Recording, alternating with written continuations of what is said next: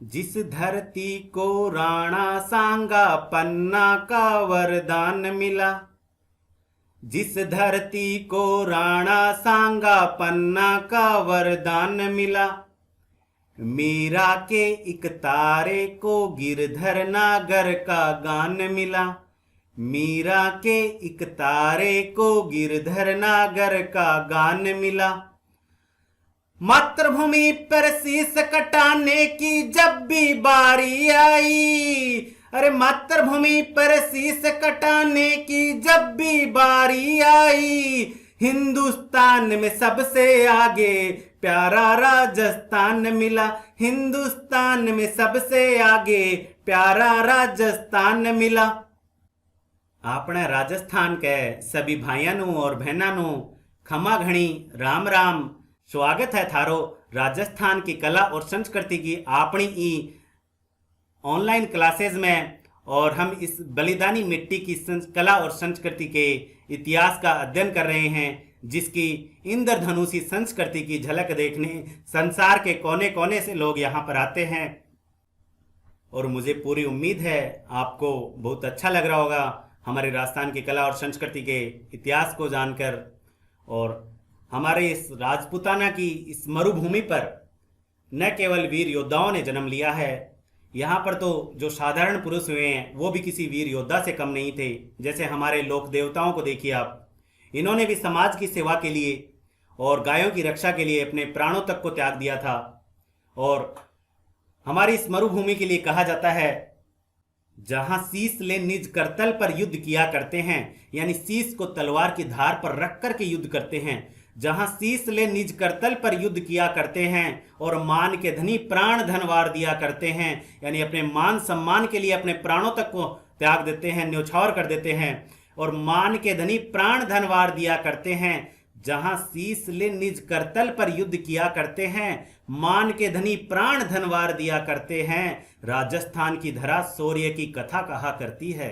राजस्थान की धरा शौर्य की कथा कहा करती है। पानी कम है मगर रक्त की नदियां बहा करती हैं। अरे पानी कम है मगर रक्त की नदियां बहा करती हैं। तो ये हमारे मरुभूमि के लिए कुछ लाइनें मैंने आपको बताई हैं। तो आगे हम स्टार्ट करते हैं इस टॉपिक को। राजस्थान के लोक देवताओं में हमने अभी तक अध्ययन किया है पार्ट फर्स्ट और पार्ट सेकंड में रामदेव जी के बारे में, गोगा जी के बारे में, हड़बू जी के बारे में और मेहा जी मांगलिया जी के बारे में, मेहा मांगलिया जी के बारे में हमने अध्ययन किया है। आगे के आज के इस पार्ट में हम पढ़ेंगे जो दूसरे लोक देवता हैं उनके बारे में। तो राजस्थान के जो पंच पीर हैं उनमें शामिल हैं एक और हमारे लोक देवता पाबू जी, उनका आज हम अध्ययन करेंगे। पंच पीरों की बात हम पहले कर चुके हैं कि राजस्थान के पंच पीरों में शामिल है रामदेव जी, हड़बू जी, मेहा मांगलिया जी और गोगा जी। ये राजस्थान के पंच पीर हैं। यहाँ से भी डायरेक्ट एग्जाम में क्वेश्चन आता है कि निम्नलिखित में से कौन से पंच पीर हैं, कौन से नहीं हैं, तो इनको भी आप याद रखें। तो आज हम जो देखते हैं वो है पाबू जी के बारे में।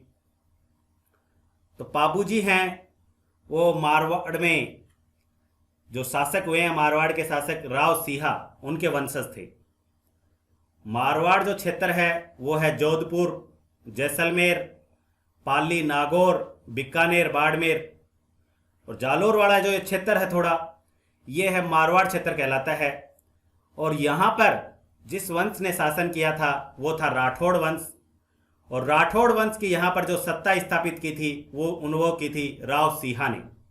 तो पाबू जी हैं वो राव सिंहा के वंशज हैं, आप याद रखें इसके बारे में। पाबू जी को लक्ष्मण का अवतार माना जाता है। इन्हें गो रक्षक देवता भी कहा जाता है। कैसे कहा जाता है वो अब आगे देखेंगे हम। पाबू जी प्लेग रक्षक देवता थे, ऊंट रक्षक देवता थे पाबू जी, सब आगे हम अध्ययन करेंगे इनका विस्तार से। और इन्हें हाड़ फाड़ के देवता भी कहा जाता है। आप कह सकते हैं एक तरह से उपनाम है इनके। अब देखते हैं हम पाबू जी के जीवन परिचय के बारे में। पाबू जी की जो पारिवारिक जानकारियां हैं उनका हम यहाँ पर देखेंगे। यहाँ से भी एग्जाम में क्वेश्चन बन जाते हैं, इसलिए आप ध्यान रखें इन सब चीज़ों को भी। पाबू जी हैं, उनके पिता का नाम था धांधल देव राठौड़ और पाबू जी की माता का नाम था कमल देव। धांधल देव राठौड़ और कमल दे के 2 पुत्र हुए थे। उनमें है एक तो पाबू जी और इनके बड़े भाई थे बुड्ढो जी राठौड़। पाबू जी के बड़े भाई थे बुड्ढो जी राठौड़। पाबू जी हैं, इनका जो जन्म हुआ था वो था 1239 ईस्वी में और जन्म हुआ था कोलूमंड, गांव है फलोदी तहसील जोधपुर में। तो पाबू जी का जन्म कहाँ पर हुआ? कोलूमंड में। इंपॉर्टेंट है, याद रखें आप इसे। कोलूमंड कहाँ पर है? जोधपुर में है कोलूमंड और यहाँ पर पाबू जी का जन्म हुआ था। सन तो नहीं पूछी जाएगी आपसे, लेकिन फिर भी थोड़ा ध्यान रखें। पाबू जी है, उनकी जो पत्नी थी उसका नाम था सुप्यार दे, या कहीं आपको देखने को मिल सकता है फूलम देवी। तो आप दोनों फैक्ट्स याद रखें कि पाबू जी की पत्नी का नाम था सुप्यार दे और फूलम दे। सुप्यार दे और फूलम दे ये थी अमरकोट के राजा सूरज सिंह सोडा की पुत्री। अमरकोट वर्तमान में पाकिस्तान में है और यहाँ के उस समय जो राजा थे सूरज सिंह सोडा, उनकी उनकी पुत्री थी सुप्यार दे। और सुप्यार दे की शादी किससे हुई थी? पाबू जी से, जो कि मारवाड़ के शासक थे, राव सिहा के वंशज थे। और पाबू जी के जो बड़े भाई थे उनका नाम था बुड्ढो जी राठौड़। बुड्ढो जी राठौड़ थे, उनके पुत्र थे रूपनाथ जी, या इन्हीं का नाम है जरड़ा जी। बुड्ढो जी राठौड़ के जो पुत्र हुए उनका नाम था रूपनाथ जी या जरड़ा जी भी इनको कह सकते हैं। और ये क्या लगे? पाबू जी के भतीजे लगे। ये भी राजस्थान के एक लोक देवता हुए हैं, इसलिए हम इनका अध्ययन भी जरूरी है। पाबू जी हैं, उनके बहनोई का नाम था जींदराव खींची और ये जायल नागौर के जागीरदार थे। पाबू जी के बहनोई जींदराव खींची थे, जो कि जायल नागौर के जागीरदार थे। बहनोई होता है कि छोटी बहन होता है उसका पति, उसको बहनोई कहा जाता है। तो वो कौन थे? पाबू जी के जींदराव खींची थे बहनोई। तो आप याद रखें। देखो, सबके नाम याद रख, सबसे यानी ये जो चीज़ें आपको लगेगा कि ये इन सब चीज़ों के नाम याद रखना क्यों जरूरी है, क्योंकि इनका इम्पोर्टेंस है। इनकी यहाँ पाबू जी के जीवन में इनकी इम्पोर्टेंस रही है भाई। पाबू जी के जीवन से, उनके घटनाक्रमों से कैसे न कैसे जुड़े हुए हैं, इसलिए इन सबको याद रखना जरूरी है। और इतिहास या संस्कृति या कला संस्कृति में उन्हीं का अध्ययन किया जाता है जिनका कोई महत्व होता है। तो अब आगे देखते हैं। इस डायग्राम को आप ध्यान से समझना। पहले आप जानकारी प्राप्त कर चुके हैं हर एक के बारे में। बाबू जी के व्यक्तिगत परिचय के बारे में आप देख चुके हैं यहाँ पर, और इस डायग्राम में आसानी से आप समझ जाएंगे कैसे क्या घटनाएं घटी थी, कैसे इनको गौ रक्षक देवता कहा जाता है, वो सब आप यहाँ समझने वाले हैं। देखो क्या होता है। बाबू जी का जन्म कहाँ पर हुआ? कोलूमंड में पाबू जी का जन्म हुआ था। बाबू जी का जन्म कोलूमंड में हुआ था और कोलूमंड में एक महिला रहती थी, उसका नाम था देवल चारणी। कोलूमंड में देवल चारणी नाम की एक महिला रहती थी और उसके पास एक घोड़ी थी, बहुत सुंदर घोड़ी थी, केसर कालमी नाम की। देवल चारणी के पास केसर कालमी नाम की एक बहुत ही खूबसूरत घोड़ी थी। जो भी व्यक्ति उसे देखता उसको वो घोड़ी पसंद आ जाती थी।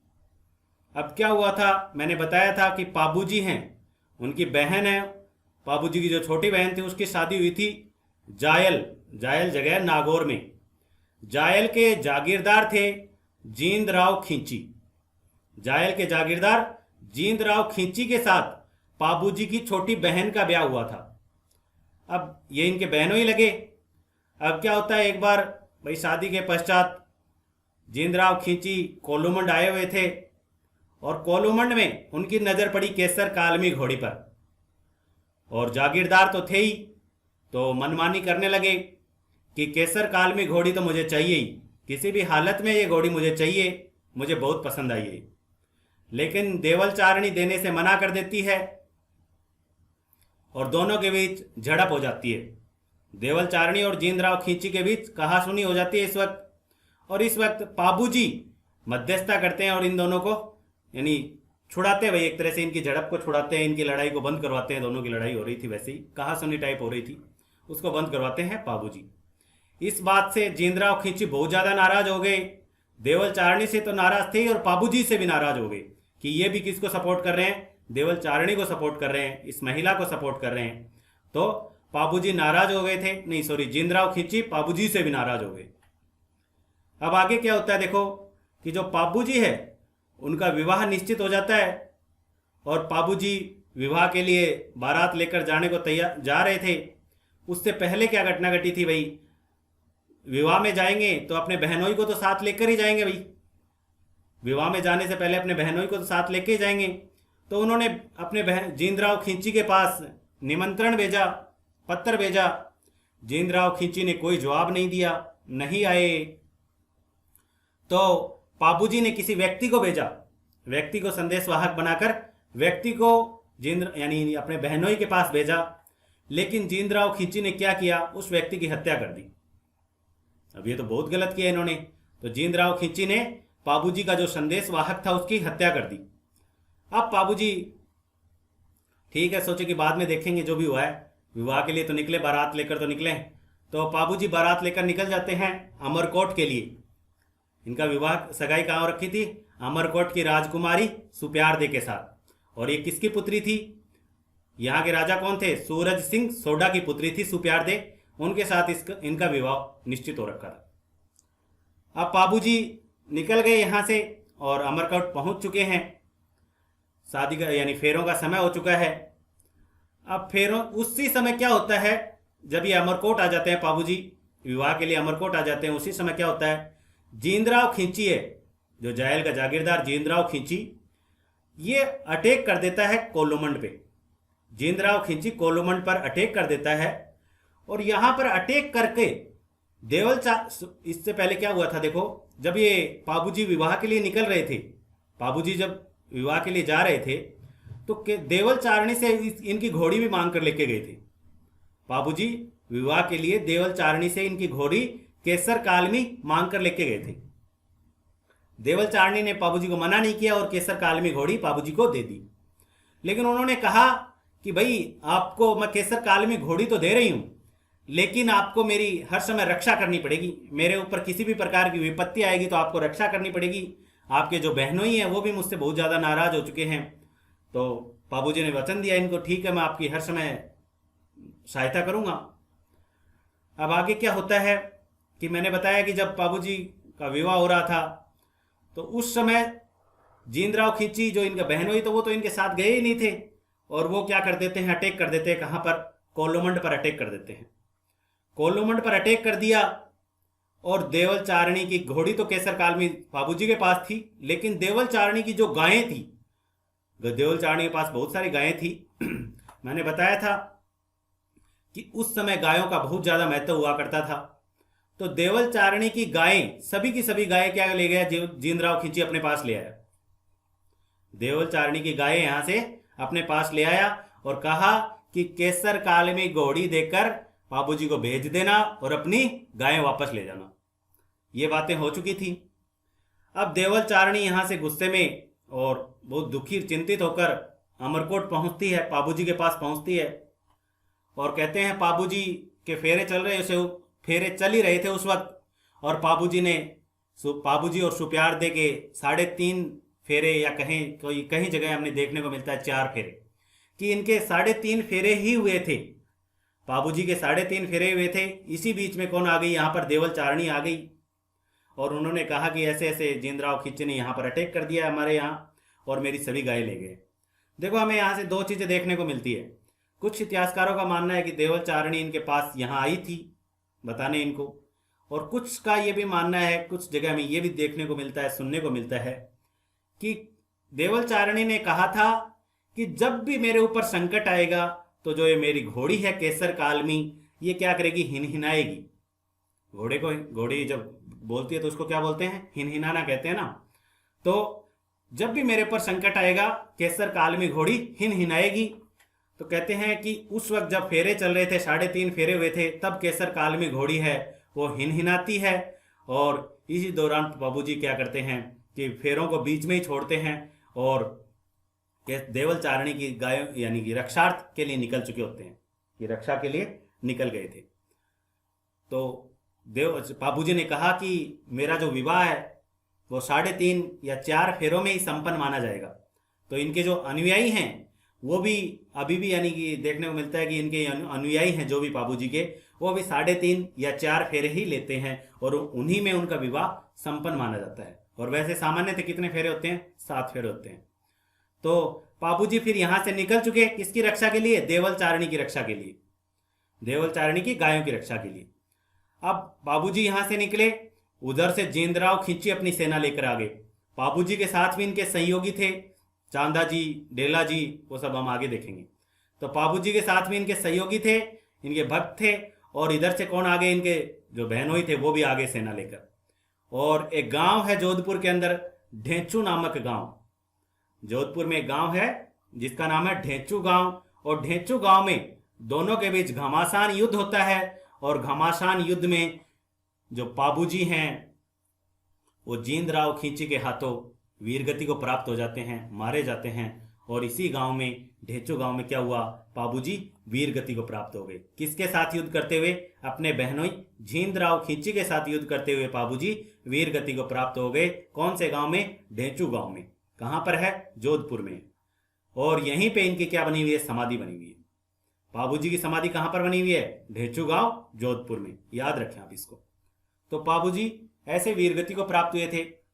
अब मैंने बताया था कि इनके बाबूजी के जो बड़े भाई थे बूढ़ो जी राठौड़, उनके पुत्र थे रूपनाथ जी, या जिन्हें झरडा जी भी कहते हैं। उन्होंने बाबूजी की मौत का बदला लिया था। किससे? जींदराव खींची से। जींदराव खींची को मारकर उन्होंने अपने चाचा की मौत का बदला लिया था। किसने? रूपनाथ जी ने, या इनको कहते हैं झरडा जी। तो आपको समझ में आ गया होगा अच्छे से। नहीं आया तो आप फिर से देख सकते हैं इसको रिवर्स करके। अब आगे देखते हैं। जो बाबूजी हैं उनका जो मुख्य मंदिर है वो बना हुआ है कोलुमंड। जोधपुर में इनका मुख्य मंदिर बना हुआ है।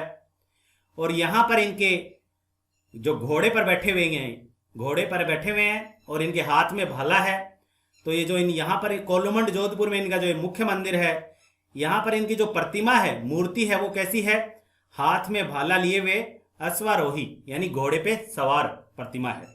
तो आप ये एग्जाम में भी क्वेश्चन आ सकता है कि बाबूजी का जो प्रतीक चिन्ह है वो क्या है। एक दूसरी चीज ये भी याद रखें आप यहाँ पर कि बाबूजी की जो पगड़ी है वो थोड़ी सी झुकी हुई है। बाबूजी की जो पगड़ी है वो बाईं तरफ थोड़ी सी झुकी हुई है, और इसीलिए प्रसिद्ध है यहाँ ये बाईं और झुकी हुई पाग प्रसिद्ध है बाबूजी की। थोड़ी याद रखें आप इस फैक्ट्स को भी। जो मेला लगता है कोलुमंड जोधपुर में वो लगता है चैत्र अमावस्या को। चैत्र अमावस्या को बाबूजी का प्रमुख मेला लगता है कोलुमंड जोधपुर में। एक और मंदिर है बाबूजी का जो अलग है, वो है उदयपुर में, आहड़ में।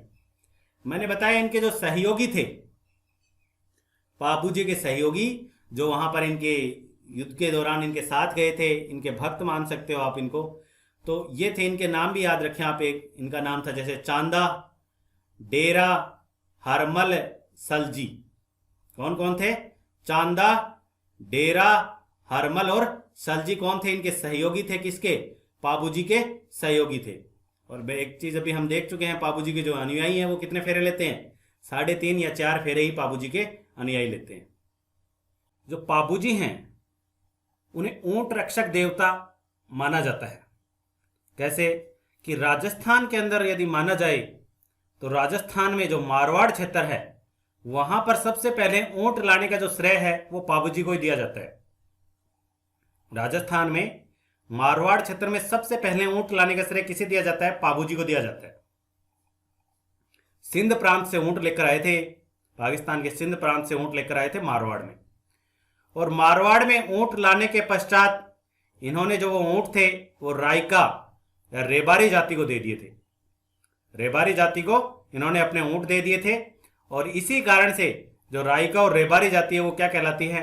ऊंट पालक जाति कहलाती है। एग्जाम में क्वेश्चन आ जाता है ये भी, ऊंट पालक जाति कौन सी है? तो वो है रायका या रेबारी जाति, वो है ऊंट पालक जाति। और जो रायका और रेबारी जाति है वो अपना आराध्य देव है, इष्ट देव है, वो किसको मानती है? बाबूजी को अपना आराध्य देव मानती है। रायका रेबारी जाति अपना इष्ट देव बाबूजी को मानती है। तो याद रखें कि राजस्थान में मारवाड़ क्षेत्र में सबसे पहले ऊंट लाने का जो श्रेय है वो किसे दिया जाता है? बाबूजी को दिया जाता है। और बाबूजी को ऊंटों के रक्षक देवता माना जाता है। जब कभी ऊंट बीमार हो जाता है तो बाबूजी के नाम का धागा उसके ऊंट के पैर में बांध दिया जाता है, जिससे कहते हैं कि फिर वो ऊंट सही हो जाता है, वैसा माना जाता है। और जो रायका और रेबारी जाति है वो क्या है? ऊंट पालक जाति है, और रायका और रेबारी जाति के जो आराध्य देव हैं वो कौन है? पाबूजी महाराज है। तो आप ये सब के सब फैक्ट्स याद रखें। अब आगे देखते हैं, जो नायक और जो थ्योरी जाति है वो भी अपना आराध्य देव किसको मानती है? पाबूजी को ही अपना आराध्य देव मानती है, क्योंकि पाबूजी ने इस जाति के 7 व्यक्तियों की गुजरात के शासक अन्ना बघेला से रक्षा की थी। गुजरात का शासक था अन्ना बघेला, और उन्होंने पाबूजी ने अन्ना बघेला से नायक जाति के 7 व्यक्तियों की मदद की थी। उनका एग्जाम में नाम तो नहीं पूछा जाएगा, लेकिन फिर मैं उनका आपके सामने नाम बता देता हूं आपको। यदि आप लिखना चाहें तो अलग से लिख सकते हैं। वो व्यक्ति थे, 7 भाई थे।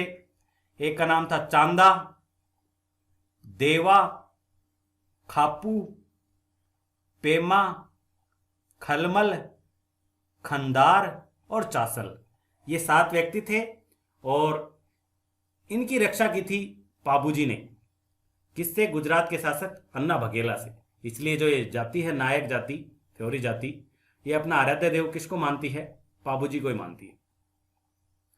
मेहर जाति के जो मुस्लिम हैं वो भी पाबूजी की पीर के रूप में पूजा करते हैं, इसीलिए पाबूजी पंचपीर कहलाते हैं।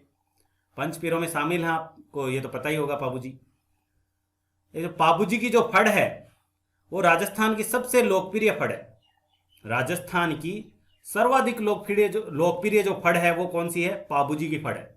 याद रखें आप इसे भी, इंपॉर्टेंट है, फैक्ट भी एग्जाम में पूछ लिया जाता है कि राजस्थान की सबसे लोकप्रिय फड़ किस लोक देवता की मानी जाती है? तो वो है पाबूजी। पाबूजी की जो फड़ है वो बाँचने का काम करते हैं नायक जाति के भोपे। नायक जाति के भोपे पाबूजी की फड़ बाँचते हैं, और जो वाद्य यंत्र बजाया जाता है साथ में वो है रावण हत्था। रावण हत्था वाद्य यंत्र के बारे में हम पहले जानकारी प्राप्त कर चुके हैं। पाबूजी की जब फड़ बाँची जाती है उस वक्त जो भक्त लोग हैं वो पावड़े गाते हैं। क्या गाते हैं भक्त?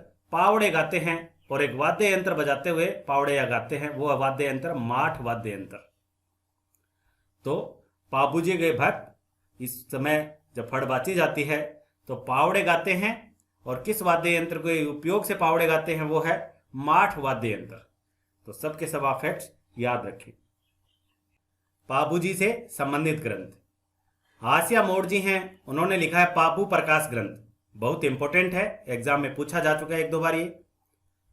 मेहा बिट्ठू जी हैं, उन्होंने लिखा है पाबूरा छंद। और लगराज जी हैं, उनका जो ग्रंथ है वो है पाबूजीरा दोहा। फर्स्ट तो आप याद रखें, इंपॉर्टेंट अब ज्यादा। तो पाबूजी हमारे कंप्लीट हो चुके हैं। अब आगे देखते हैं। पाबूजी के जो भतीजे थे रूपनाथ जी, या इन्हीं का दूसरा नाम है झरड़ा जी, ये हिमाचल प्रदेश के प्रमुख लोक देवता हैं, और हिमाचल प्रदेश में इनको बालकनाथ के रूप में पूजा जाता है। हिमाचल प्रदेश में रूपनाथ जी की पूजा बालकनाथ के रूप में की जाती है। पाबूजी के भतीजे हैं, पहले हम देख चुके हैं, बूढ़ो जी इनके पिता का नाम है, और इन्होंने जींदराव खींची को मारकर पाबूजी की मृत्यु का बदला लिया था। रूपनाथ जी हैं, इनका राजस्थान में जो प्रमुख मंदिर है वो एक तो कोलुमंड में ही है जहां पर पाबूजी का ही मंदिर है, और एक दूसरा मंदिर है इनका शंभूधड़ा बीकानेर में। दो मंदिर है रूपनाथ जी के राजस्थान में प्रमुख, एक तो कोलुमंड में और एक है शंभूधड़ा में।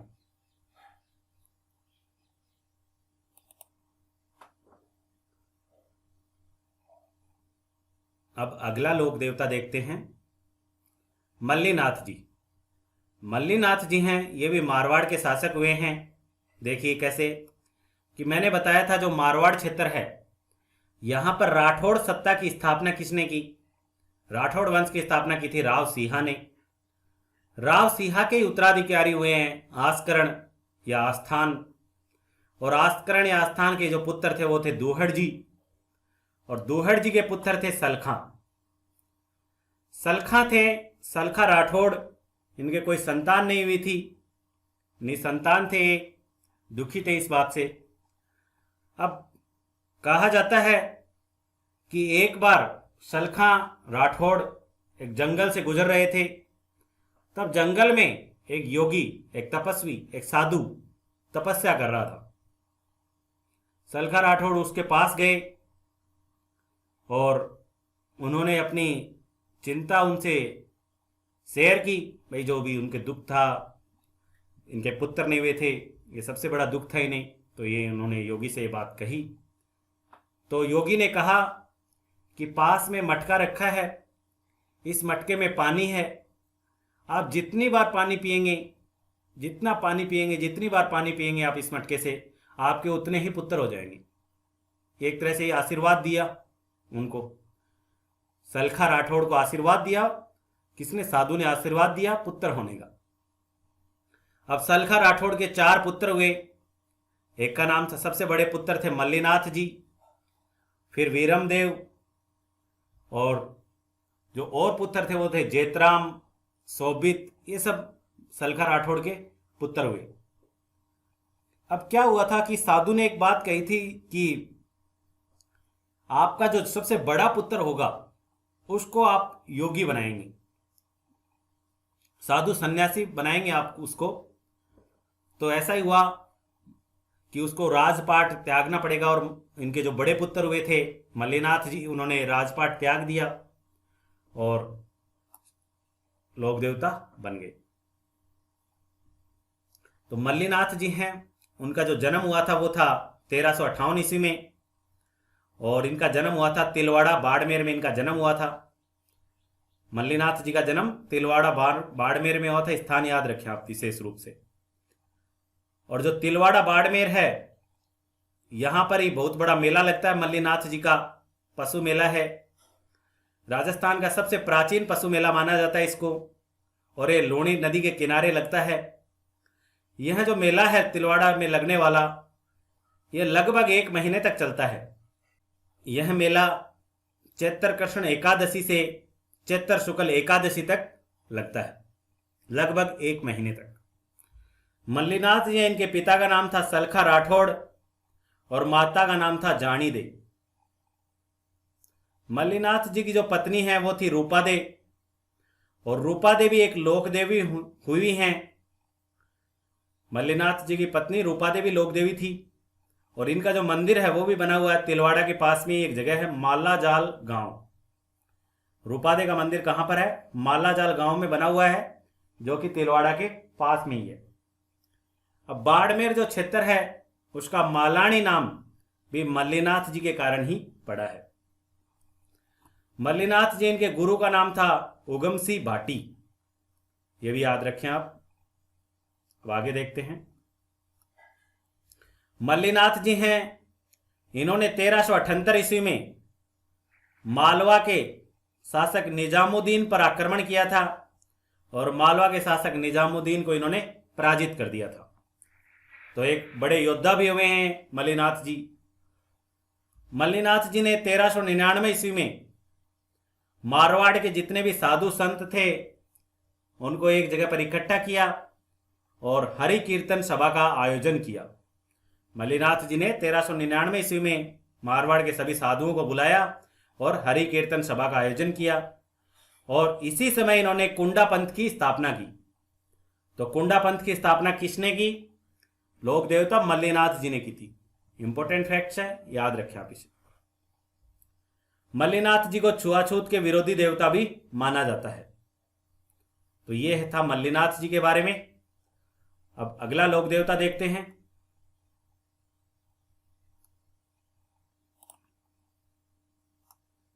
तल्लीनाथ जी। तल्लीनाथ जी हैं, इनका जो मुख्य मंदिर है वो है पांचोटा, जालोर में इनका मुख्य मंदिर बना हुआ है, और यह मंदिर बना हुआ है पंचमुखी पहाड़ी पर, यह मंदिर बना हुआ है। तल्लीनाथ जी हैं, इनका जो जन्म हुआ था वो हुआ था शेरगढ़ जोधपुर में इनका जन्म हुआ था, और तल्लीनाथ जी के बचपन का नाम था गांगदेव राठौड़। याद रखें आप इसे भी। किस लोक देवता के बचपन का नाम गांगदेव राठौड़ था? इस तरह से एग्जाम में क्वेश्चन बन सकता है। तो वो थे तल्लीनाथ जी। इनके पिता का नाम था वीरमदेव, और इनके गुरु का नाम था जालंधर नाथ। और तो ये भी याद, सबसे इंपॉर्टेंट तो फैक्ट यही है कि तल्लीनाथ जी का जो मंदिर है वो कहां पर है? पांचोटा, जालोर में इनका मंदिर बना हुआ है। किस पहाड़ी पर है? पंचमुखी पहाड़ी पर। तल्लीनाथ जी हैं, ये प्रकृति के प्रेमी देवता थे, प्रकृति प्रेमी देवता थे। इन्होंने सदैव पेड़ों की रक्षा व संवर्धन पर जोर दिया था। इसी कारण जो इनके जो मंदिर के आसपास का क्षेत्र है उसमें पेड़ व पौधे नहीं काटे जाते हैं। इसीलिए इनको क्या कहा जाता है, ओरण का देवता भी कहा जाता है। तल्लीनाथ जी को ओरण का देवता कहा जाता है। ओरण क्या है, एग्जाम में ये भी पूछ लिया जाए कि भाई ओरण क्या है। तो मंदिर के आसपास की भूमि में स्थित पेड़ों को ओरण कहा जाता है।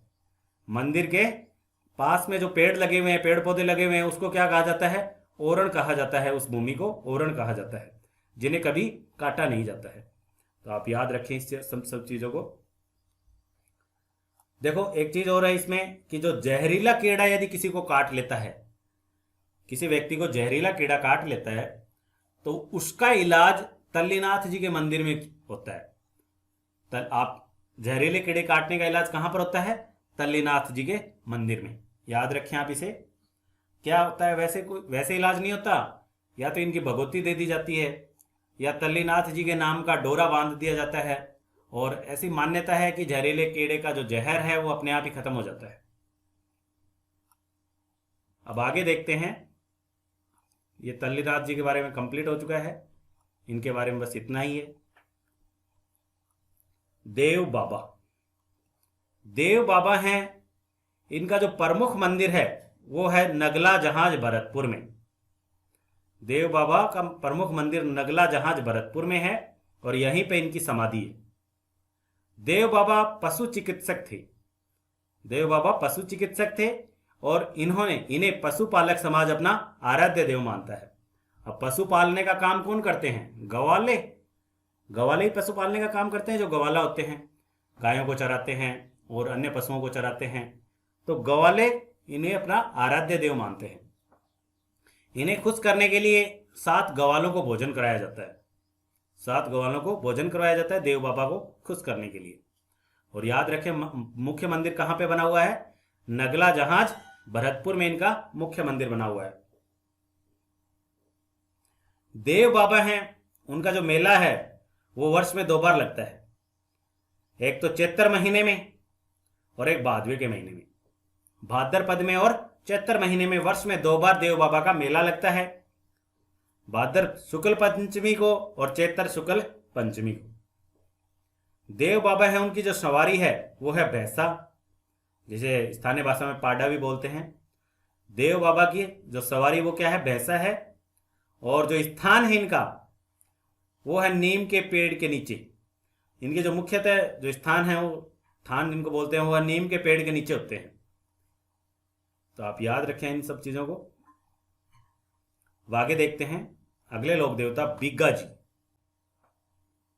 बीगा जी हैं, इनका जो मुख्य मंदिर है वो बना हुआ है रेडी गांव बीकानेर में।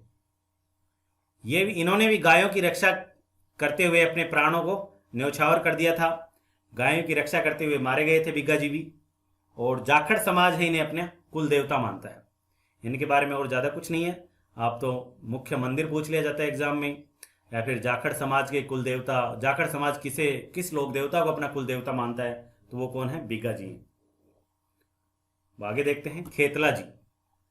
खेतला जी हैं, उनका जो मुख्य मंदिर बना हुआ है सोनाणा गांव पाली में मंदिर बना हुआ है और यहां पर हकलाने वाले बच्चों का इलाज किया जाता है। खेतला जी के मंदिर में हकलाने वाले बच्चों का इलाज किया जाता है। और मंदिर कहां पर है, सोनाणा गांव पाली में।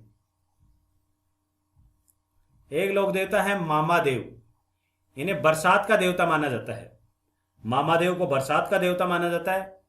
और जो मामा देव है उनका कोई मंदिर नहीं होता है, बल्कि गांव के बाहर इनके तोरण की पूजा की जाती है। मामा देव के तोरण की पूजा की जाती है। मामा देव को खुश करने के लिए भैंस की बलि दी जाती है। एक लोक देवता है वीर फत्ता जी। इनका मंदिर है साथू गांव जालोर में और यहीं पे मेला लगता है। जहां भी जिस लोक देवता का मंदिर है वहीं पे उसका मेला लगता है। तो वीर फत्ता जी का जो मंदिर है वो कहां पर है, साथू गांव में, जालोर में। इन्होंने भी गायों की रक्षार्थ अपने प्राणों को त्याग दिया था। एक लोक देवता है आलम जी। ये जैतमलोत राठौड़ थे।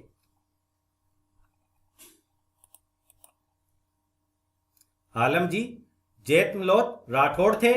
इनका जो मूल नाम था वो क्या था, जैतमलोत राठौड़।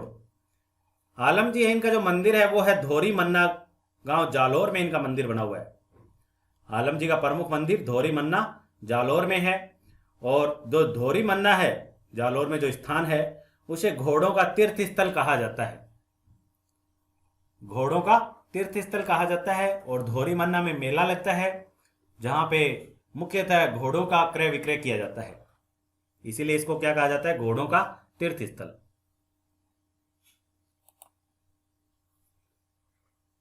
तो आज हमने इन लोक देवताओं के बारे में अध्ययन किया। इससे अगले पार्ट में कुछ लोक देवता, जितने भी लोक देवता बचे हुए हैं उसका हम नेक्स्ट पार्ट में अध्ययन करेंगे। जो नेक्स्ट पार्ट आएगा वो कंप्लीट हो जाएंगे उस समय लोक देवता, और उसके बाद पेपर लेंगे, टेस्ट पेपर लेंगे आपका इस टॉपिक से संबंधित। अभी तो हम उन क्वेश्चंस को करेंगे जो पहले एग्जाम में पूछे गए हैं इस टॉपिक से संबंधित, जो आज हमने पढ़ा है। तो पहला क्वेश्चन है, पापूजी को अवतार माना जाता है। क्वेश्चन नंबर 1, पापूजी को अवतार माना जाता है किसका? ऑप्शन ए है लक्ष्मण का, ऑप्शन बी राम का, ऑप्शन सी है कृष्ण का, और ऑप्शन डी है शेषनाग का। बाबूजी को किसका अवतार माना जाता है? आज मैं लिखना भूल गया कि किस एग्जाम में पूछा गया क्वेश्चन। तो ये जितने भी क्वेश्चन है प्रीवियस ईयर एग्जाम में क्वेश्चन पूछे गए हैं, ध्यान रखें आप, इंपॉर्टेंट क्वेश्चन है सबके सब। तो बाबूजी को किसका अवतार माना जाता है? कमेंट बॉक्स में लिखकर आंसर दें। क्वेश्चन नंबर 1 है, उसका सही आंसर होगा ऑप्शन ए, लक्ष्मण का अवतार माना जाता है बाबूजी को। क्वेश्चन नंबर 2 है, राजस्थान में ऊंट बीमार होने पर किस देवता की पूजा की जाती है? ऊंट के बीमार होने पर राजस्थान में किस देवता की पूजा की जाती है? ऑप्शन ए है Goga ji, option B Teja ji, option C है पाबू जी, और ऑप्शन डी है केसरिया कंवर जी। तो क्वेश्चन नंबर 2 है, उसका सही आंसर होगा ऑप्शन सी, पाबू जी। अगला क्वेश्चन है क्वेश्चन नंबर 3, जैतमलोत राठौड़ को किस लोक देवता के नाम से जाना जाता है? ऑप्शन ए है पाबू जी, ऑप्शन बी है हड़बू जी, ऑप्शन सी है आलम जी, और ऑप्शन डी है कल्ला जी। कमेंट बॉक्स में लिखें अपने आंसर।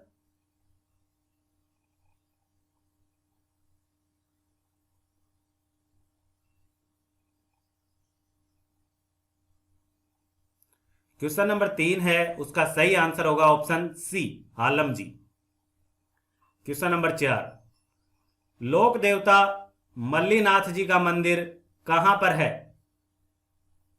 ऑप्शन ए है तिलवाड़ा बाड़मेर, ऑप्शन बी नगला जहाज भरतपुर, ऑप्शन सी है साथू गांव जालोर, और ऑप्शन डी है पांचोटा गांव जालोर।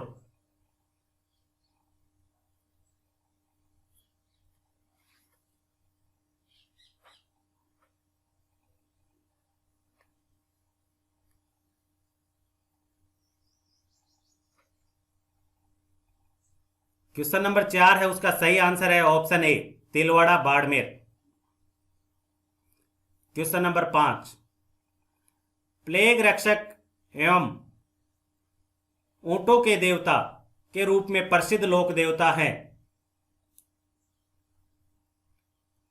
ऑप्शन ए है गोगा जी, ऑप्शन बी पाबू जी, ऑप्शन सी रामदेव जी, और ऑप्शन डी है देव नारायण जी। ये सब के सब क्वेश्चन एग्जाम में पूछे गए हैं पहले, इजी क्वेश्चन है सब।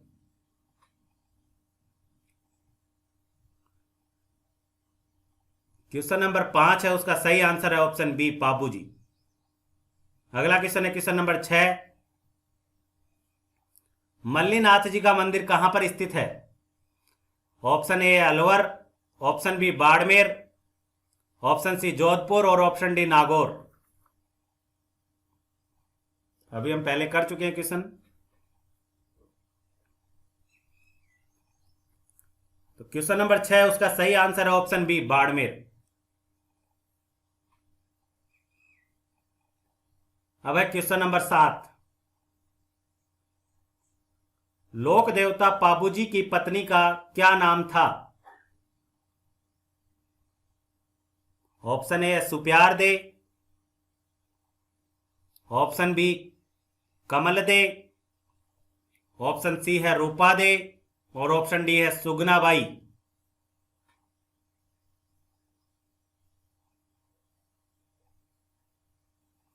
अभी पढ़ा आपने? लिखें अपना आंसर कमेंट बॉक्स में।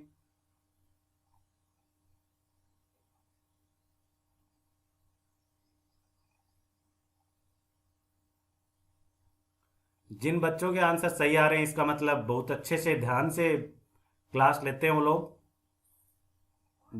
और ऐसा ही होना चाहिए कि जो चीज़ें एक बार क्लास में जो चीज़ें पढ़ाई जाती है वो वहीं पर याद हो जानी चाहिए।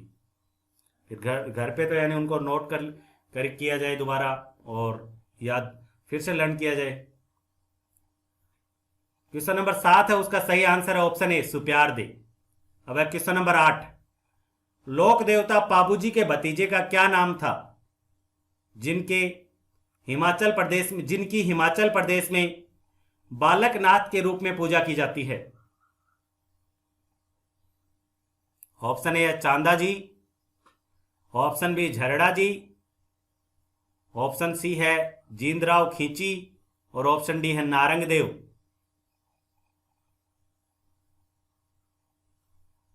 क्वेश्चन नंबर 8 का सही आंसर है ऑप्शन बी झरड़ा जी या रूपनाथ जी। अब है क्वेश्चन नंबर 9।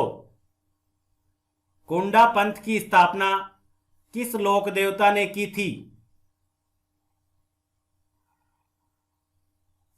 ऑप्शन ए है मल्लीनाथ जी, ऑप्शन बी तल्लीनाथ जी, ऑप्शन सी है रामदेव जी और ऑप्शन डी है पाबू जी।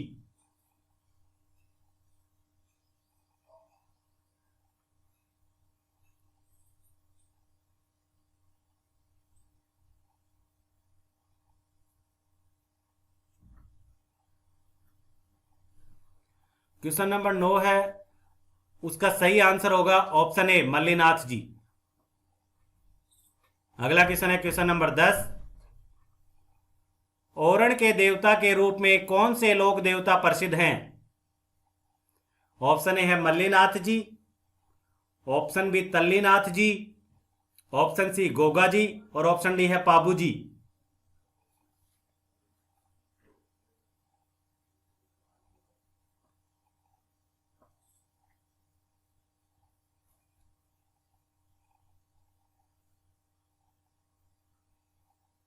क्वेश्चन नंबर 10 है, उसका सही आंसर होगा ऑप्शन बी तल्लीनाथ जी।